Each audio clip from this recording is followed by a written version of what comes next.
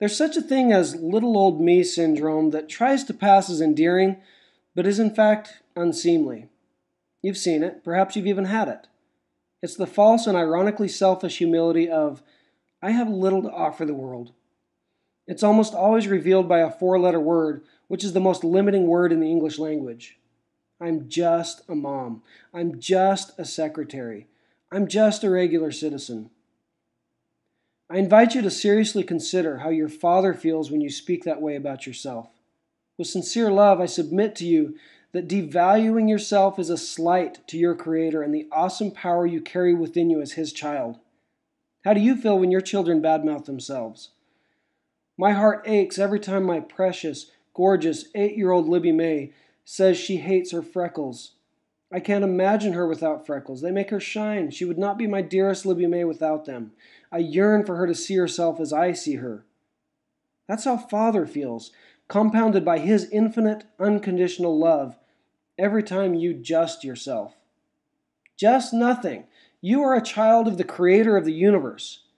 After creating the vast oceans, majestic mountains, fathomless canyons, breathtaking sunsets, amazing animals, every miraculous organism and wondrous work in this awe-inspiring world, He created you and said, I did this all for you.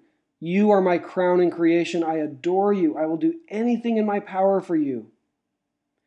In his book, The Character of Jesus, clergyman Charles Edward Jefferson compares the true humility of our Savior to our own false humility, and he pulls no punches when he says, much of the so-called humility of the world is not humility at all. It is a slimy, crawling, despicable, snaky thing, a compound of vanity and falsehood. People who say they do not amount to anything, they cannot do anything, they have no talent, they do not know anything, never speak the truth. They do not try to speak the truth. They know they are not speaking their truth. It is their egotism which is masquerading under the form of humility. There is no vainer form of vanity than just that vanity which apes humility.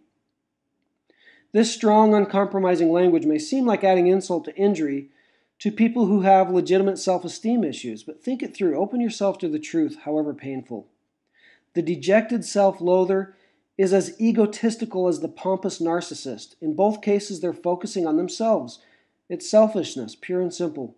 And as Ken Blanchard wisely pointed out, humble people don't think less of themselves. They just think about themselves less.